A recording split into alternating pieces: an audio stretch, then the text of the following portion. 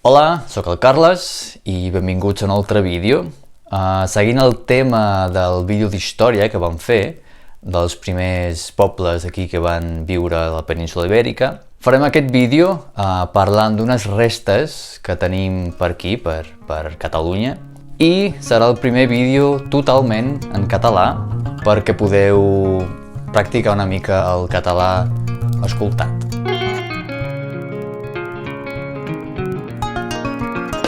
Si creieu que encara està una mica difícil d'entendre el català parlat, podeu activar els subtítols aquí a baix, podeu posar en portuguès o en català. Llavors parlarem d'unes restes que es van trobar aquí, a aquesta ciutat que es diu Rubí, és a prop d'on vivim, i són unes restes de l'època romana. Llavors dels íbers, que vaig parlar a l'altre vídeo, no hem trobat ja, però no hem trobat nosaltres res. I per això hem fet un vídeo exterior, també, en el qual ensenyarem les restes reals que són allà. Les restes que hem vist són unes restes del que es creu que era una vil·la romana i fins i tot es sap quina era la dona d'aquesta vil·la. Es creu que era una dona de la família Porcia Serrana i era una ciutadana de ple dret. Això es sap perquè es va trobar una làpida, una inscripció a la làpida, on s'escriu el nom d'un suposat Lucius Porcius Nepos, que la làpida diu que va morir als 27 anys i que era fill d'aquesta dona, de la Porcia Serrana. Es creu que aquest cognomen, com els romans deien, provenia dels íbers. Llavors era una família que ja era una barreja dels pobles romans que havien vingut i els íbers que ja eren aquí. A més, també es van trobar unes làpides on consten els noms del que es creu que eren esclaus de la família. Com sabeu, a Roma era molt comú en les famílies riques tenir esclaus que treballaven per ells i a vegades eren un munt d'esclaus, com a 40, 50, 100. I en aquesta làpida apareixen els noms d'alguns d'ells, probablement perquè s'havien mort. A més d'això, es va trobar també una peça d'una estàtua del déu Dionís, el déu del vi, i d'això parlo en el vídeo exterior, que també ja el podem mostrar a aquesta vila romana, a la ciutat de Rubí, a Catalunya, i espero que us agradi.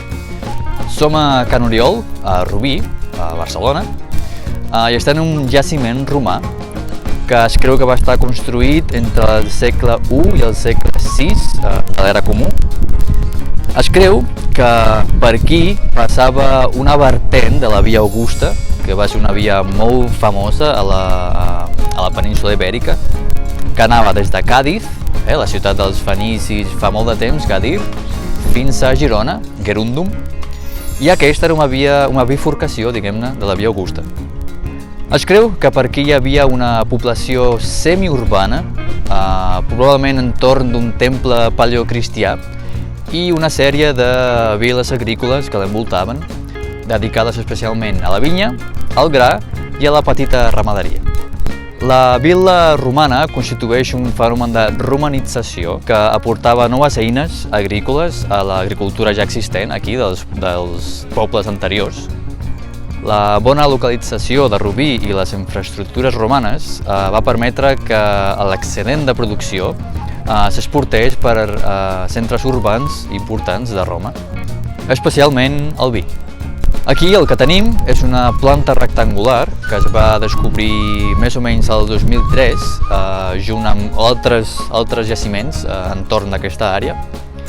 Els murs tenen un gruix de 60 centímetres, fets amb pedra, i també es va trobar per aquí, per aquesta àrea, una moneda que es creu que és del segle VI de l'era comú. Per aquesta àrea es va trobar també una estàtua de Dionís, el déu del vi, que és més petita del que és comú, i es creu que això és perquè feia part d'una estàtua més gran. També es van trobar unes inscripcions del segle I d'aquesta era.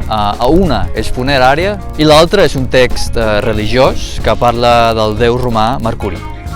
Per qui ho vulgui saber, el Museu de Rubí, que es diu el Museu Castell, o Castell de Rubí, Totes aquestes restes, l'estàtua del déu Dionís i diverses peces i parts d'armes i altres coses íbers i romanes, estan en aquest museu, però no es poden treure fotos. Llavors, les fotos que hem mostrat són de la internet, però qui vulgui visitar-ho o pugui visitar-ho, hi està tot allà. La direcció del museu està aquí a la descripció del vídeo, perquè sigui més fàcil posar el mapa. Moltes gràcies per veure el vídeo, espero que tingueu més informació sobre els pobles que van configurar el que avui és Catalunya i ens veiem al pròxim. Fins aviat!